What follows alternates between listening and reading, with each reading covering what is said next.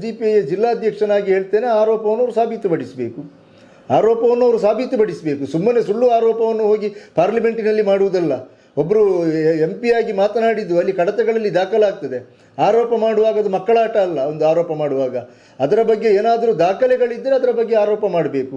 ಅದು ಬಿಟ್ಟು ಅದಿಲ್ಲಿ ರೀಗ್ರೂಪಿಂಗ್ ಆಗ್ತಾ ಇದೆ ಅಂತ ಹೇಳುವಂತಹ ಆರೋಪಗಳನ್ನು ಮಾಡಿದರೆ ಅದು ಸುಳ್ಳು ಆರೋಪ ಆಗಿದೆ. ನಾವು ಹೇಳಿದ್ದೇವಲ್ಲ, social democratic party of India ತೆರೆದ ಪುಸ್ತಕ ಇದ್ದ ಹಾಗೆ. ಏನಿದ್ರೂ ಅದು ಬಹಿರಂಗವಾಗಿ ಆಗಿರ್ತದೆ ಮಾಡುವಂಥದ್ದು.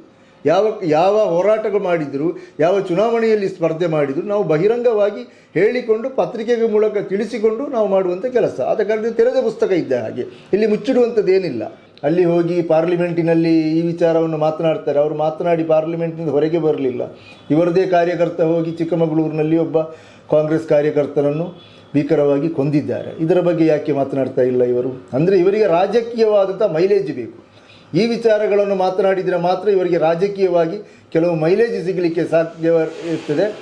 ಏನು ಸವಕಲು ನಾಣ್ಯವಾಗಿ ಮೂಲೆಗೆ ಸರಿಯುವುದು ನಾನು ಕೂಡ ಇದ್ದೇನೆ ಅಂತ ಹೇಳುವಂಥ ರೀತಿಯಲ್ಲಿ ತೋರಿಸಿಕೊಳ್ಳಲಿಕ್ಕೆ ಸಾಧ್ಯ ಆಗ್ತದೆ. ಎಲ್ಲರೂ ಕಲ್ಲು ಬಿಸಾಡುವಾಗ ನಂದು ಕೂಡ ಒಂದು ಕಲ್ಲಿರಲಿ ಅಂತ ಹೇಳುವಂಥ ರೀತಿಯಲ್ಲಿ ಒಂದು ಕೆಲಸವನ್ನು ಮಾಡಿದ್ದಾರೆ. ಅಷ್ಟು ಮಾಡಿದ್ದು ಮಾತ್ರ ಅಲ್ಲ, ಆ ವಿಡಿಯೋವನ್ನು ಅವರೇ ಮಾಧ್ಯಮಗಳಿಗೆ ಕಳಿಸಿದ್ದಾರೆ. ಅಂದರೆ ಇವರಿಗೆ ಇದು ಪ್ರಚಾರ ಸಿಗಬೇಕು ಅಂತ ಹೇಳುವಂಥ ಒಂದು ಪುಕ್ಕಟೆ ಪ್ರಚಾರ ಸಿಗಬೇಕು ಅಂತ ಹೇಳುವಂಥ ಒಂದು ಕೆಲಸವನ್ನು ಇವತ್ತು ಸಂಸದರು ಮಾಡಿದ್ದಾರೆ. ಇದು ಅವರೊಂದು ಪ್ಲ್ಯಾನಿಂಗ್ ಆಗಿ ಮಾಡಿದಂಥ ಕೆಲಸ. SDPIಯ ಬಗ್ಗೆ ಮಾತನಾಡಿದರೆ ಅವರಿಗೆ ಅವರ ಕಾರ್ಯಕರ್ತರ ಮಧ್ಯೆ ಒಂದಷ್ಟು ಮೈಲೇಜ್ ಸಿಗ್ತದೆ. ಒಂದು. ಎರಡನೇದು, ಮುಸ್ಲಿಮರ ಬಗ್ಗೆ ಆರೋಪ ಮಾಡಿಕೊಂಡು ಮಾತನಾಡಿದರೆ, ಮುಸ್ಲಿಮರ ಬಗ್ಗೆ ಪದೇ ಪದೇ ಮುಸ್ಲಿಮರ ಬಗ್ಗೆ ಹೆಸರು ಹೇಳಿಕೊಂಡು ಮುಸ್ಲಿಮರು ಹಾಗೆ ಮಾಡ್ತಾರೆ, ಮುಸ್ಲಿಮರು ಹೀಗೆ ಮಾಡ್ತಾರೆ, ಮುಸ್ಲಿಮರು ಅದು ಮಾಡಿದ್ದಾರೆ, ಮುಸ್ಲಿಮರು ಮಾಡುವುದು ತಪ್ಪು, ಅವರು ನಡೆಯುವುದು ತಪ್ಪು, ಅವರು ಮಾತನಾಡುವುದು ತಪ್ಪು, ಅವರು ತಿನ್ನುವುದು ತಪ್ಪು, ಅವರು ಕೂತ್ಕೊಳ್ಳುವುದು ತಪ್ಪು. ಪ್ರತಿಯೊಂದು ವಿಚಾರದಲ್ಲಿಯೂ ಕೂಡ ಮುಸ್ಲಿಮರ ಹೆಸರು ಎತ್ತಿ ಮಾತನಾಡುವಾಗ ಏನಾಗ್ತದೆ, ಚರ್ಚೆ ಆಗ್ತದೆ, ಅದು ಮತವಾಗಿ ಪರಿವರ್ತನೆ ಆಗ್ತಾ ಇದೆ. ಒಂದು ವೇಳೆ ಇಲ್ಲಿ ಮುಸ್ಲಿಮರು ಇಲ್ಲದೇ ಇರ್ತಿದ್ರೆ ಈ BJP ಅಂತ ಹೇಳುವಂಥ ಪಕ್ಷವೇ ಇರ್ತಾ ಇರಲಿಲ್ಲ. ಇವರು ಮಾತನಾಡುವಂಥದ್ದು ಒಂದು ಸಮುದಾಯವನ್ನು ಟಾರ್ಗೆಟ್ ಮಾಡಿಕೊಂಡು ಮಾತನಾಡಿ. ಯಾಕೆ ಆ ವಿಚಾರ ಮಾತನಾಡಿದರೆ ಮಾತ್ರ ಅವರಿಗೆ ಮೈಲೇಜ್ ತೆಗಿಲಿಕ್ಕೆ ಸಾಧ್ಯ ಇರುವುದು. ಈಗ ಏನು ದಕ್ಷಿಣ ಕನ್ನಡ ಜಿಲ್ಲೆ ಸ್ವಲ್ಪ ಶಾಂತಿಯಾಗಿದೆ, ಏನು ದೊಡ್ಡ ವಿಚಾರಗಳು ಚರ್ಚೆ ಆಗ್ತಾ ಇಲ್ಲ, ಬಹುಶಃ ಏನೋ ಒಂದು ಚರ್ಚೆ ಆಗಬೇಕು ಅಂತ ಹೇಳಿಕೊಂಡು ನಾನು ಏನೋ ಕೆಲಸ ಮಾಡ್ತಾ ಇದ್ದೇನೆ ಅಂತ ಹೇಳಿಕೊಂಡು ಒಂದು ಸುಳ್ಳು ಆರೋಪವನ್ನು ಮಾಡುವ ಮೂಲಕ ಇವರು ತನ್ನ ಬೇಜವಾಬ್ದಾರಿ ಮತ್ತು ಅವಿವೇಕಿತನವನ್ನು ಪ್ರದರ್ಶಿಸಿದ್ದಾರೆ. ರಾಜಕೀಯವಾಗಿ ಅವರು ಏನು ಕೆಲಸ ಮಾಡಲಿಲ್ಲ, ಯಾವ ಕೆಲಸ ಮಾಡಬೇಕು ಅಂತ ಅವರಿಗೆ ಗೊತ್ತಿಲ್ಲ. ಪಾಪ ಅವರು ಸೈನ್ಯದಿಂದ ಬಂದವರು, ಅವರಿಗೆ ಸರಿಯಾಗಿ ರಾಜಕೀಯ ಹೇಗೆ ಮಾಡುವುದು ಅಂತಲೂ ಗೊತ್ತಿಲ್ಲ. ಯಾವ ರೀತಿಯಲ್ಲಿ MP ಆಗಿ ತನ್ನ ಕರ್ತವ್ಯವನ್ನು ಮಾಡಬೇಕು ಅಂತಲೂ ಗೊತ್ತಿಲ್ಲ. ಸರಿಯಾಗಿ ಒಂದು ಜನಸ್ಪಂದನ ಕಾರ್ಯಕ್ರಮ ಮಾಡ್ತಾ ಇಲ್ಲ, ಇಲ್ಲಿ ಕಾಣ್ತಾ ಇಲ್ಲ. ಸಾರ್ವಜನಿಕವಾಗಿ ಯಾವುದೇ ಕಾರ್ಯಕ್ರಮಗಳನ್ನು ಮಾಡುವಂಥದ್ದು ಕಾಣ್ತಾ ಇಲ್ಲ. ಅಥವಾ ಅವರು ಕೇಂದ್ರದಿಂದ ತಂದಂಥ ಯಾವುದಾದ್ರೂ ಒಂದು ಯೋಜನೆಗಳು ಇಲ್ಲಿ ಅನುಷ್ಠಾನಕ್ಕೆ ಬರುವಂಥದ್ದು ಕಾಣ್ತಾ ಇಲ್ಲ.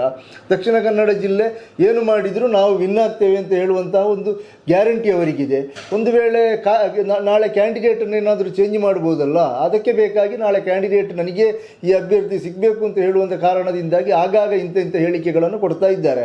ಹಿಂದಿನ ಸಂಸದರು ಹೇಳಿದ್ರಲ್ಲ, ಇಲ್ಲಿ ಅಭಿವೃದ್ಧಿಯ ಬಗ್ಗೆ ಯಾರೂ ಕೂಡ ಪ್ರಶ್ನೆ ಮಾಡಬೇಡಿ, ಅಭಿವೃದ್ಧಿಯ ಬಗ್ಗೆ ಯಾರೂ ಕೂಡ ಮಾತನಾಡಬೇಡಿ, ಇಲ್ಲಿ ನೀವು ಲವ್ ಜಿಹಾದ್ ಬಗ್ಗೆ ಮಾತನಾಡಿ, ಮತಾಂತರದ ಬಗ್ಗೆ ಮಾತನಾಡಿ, ಹಿಂದೂಗಳ ವಿಚಾರದ ಬಗ್ಗೆ ಮಾತನಾಡಿ. ಇದು ಅಂದರೆ BJPಯಲ್ಲಿ ಎಷ್ಟೊಂದು ಅವರು ಸಂಕುಚಿತ ಮನೋಭಾವ ಅಂತ ಹೇಳಿದರೆ, ಅವರಿಗೆ ಅಭಿವೃದ್ಧಿ ಅಥವಾ ಮತ ಹಾಕಿದವರ ಋಣ ತೀರಿಸಬೇಕು ಅಥವಾ ನಮ್ಮ ನಾಡು ಅಭಿವೃದ್ಧಿ ಆಗಬೇಕು ಅಂತ ಹೇಳುವಂಥ ಯಾವ ಭಾವನೆಯೂ ಕೂಡ BJPಯವರಿಗೆ ಇಲ್ಲ. ಯಾವುದೇ ರೀತಿಯಾದಂಥ ಅಭಿವೃದ್ಧಿ ಕೆಲಸ ಮಾಡದೆ ದಕ್ಷಿಣ ಕನ್ನಡ ಜಿಲ್ಲೆಯ ಸಂಸದರಾಗಿ ಆಯ್ಕೆಯಾದ ಬಳಿಕ ಇವರು ಒಂದು ದಿವಸವೂ ಕೂಡ ಜಿಲ್ಲೆಯ ಅಭಿವೃದ್ಧಿಯ ಬಗ್ಗೆ, ಇಲ್ಲಿನ ಸಮಸ್ಯೆಗಳ ಬಗ್ಗೆ ಪಾರ್ಲಿಮೆಂಟಿನಲ್ಲಿ ಮಾತನಾಡದಂತಹ ವ್ಯಕ್ತಿ ಬ್ರಿಜೇಶ್ ಚೌಟ. ಹೀಗೇನಾಗಿದೆ, ಅವರ ಕಾರ್ಯಕರ್ತರು ಭ್ರಮನಿರಸನಗೊಂಡಿದ್ದಾರೆ. ದಕ್ಷಿಣ ಕನ್ನಡ ಜಿಲ್ಲೆಯ ಜನತೆ ಇವರ ಬಗ್ಗೆ ಭ್ರಮನಿರಸನಗೊಂಡಿದ್ದಾರೆ. ಈಗ ಹೇಳ್ತಾ ಇದ್ದಾರೆ, ಇವರಿಗಿಂತ ಮೊದಲಿದ್ದವರೇ ಆಗ್ಬೋದು ಅಂತ. ಅವರದು ಕಾಮಿಡಿ ಆದರೂ ಕೇಳಲಿಕ್ಕೆ ಆಗ್ತಾ ಇತ್ತು, ಅವರು ಮಾತನಾಡುವಾಗ ನಮಗೆ ನಗುವಾದರೂ ಬರ್ತಾ ಇತ್ತು. ಇವರಿಗೆ ಅದು ಕೂಡ ಇಲ್ಲ. ಇವರಿಗೆ ಭಾಷೆ ಬರಲಿಕ್ಕೆ ಗೊತ್ತಿದ್ದರೂ ಕೂಡ ಪಾರ್ಲಿಮೆಂಟಿನಲ್ಲಿ ಹೋಗಿ ಮಾತಾಡ್ತಾ ಇಲ್ಲ. ಇಂಥ ಸಂದರ್ಭದಲ್ಲಿ ಒಂದು ಅವಿವೇಕಿತನದ ಹೇಳಿಕೆ ಕೊಡುವ ಮೂಲಕ ಸಾರ್ವಜನಿಕ ವಲಯದಲ್ಲಿ ತಾನು ಹೀರೋ ಆಗಲಿಕ್ಕೆ ಹೊರಟಿದ್ದಾರೆ.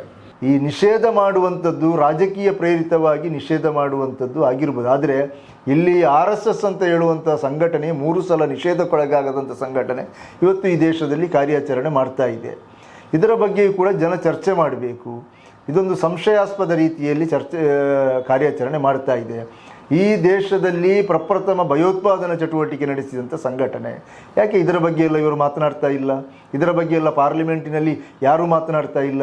ಇವತ್ತು ಎಷ್ಟೋ ಇಲ್ಲಿ ದಕ್ಷಿಣ ಕನ್ನಡ ಜಿಲ್ಲೆಯಲ್ಲಿ ಸಂಘ ಪರಿವಾರದವರು ಹುಟ್ಟು ಹಾಕಿದಂಥ ವೈಷಮ್ಯದಿಂದಾಗಿ ಎಷ್ಟೋ ಮಂದಿ ಇಲ್ಲಿ ಜೀವವನ್ನು ಕಳ್ಕೊಂಡಿದೆ. ಯಾಕೆ ಇದರ ಬಗ್ಗೆ ಮಾತನಾಡ್ತಾ ಇಲ್ಲ? ಇಲ್ಲಿ ಕರಾವಳಿಯಲ್ಲಿ, ಮಲೆನಾಡಿನಲ್ಲಿ, ಮೈಸೂರು ಭಾಗದಲ್ಲಿ ಹೋದರೆ ಅದೆಷ್ಟೋ ಮಂದಿಯ ರಕ್ತ ಹರಿದಿದೆ ಇಲ್ಲಿ ಈ BJPಯವರ ರಕ್ತದಾಹದಿಂದ, RSSನವರ ರಕ್ತದಾಹದಿಂದ. ಇದನ್ನು ಯಾಕೆ ಮಾತನಾಡ್ತಾ ಇಲ್ಲ?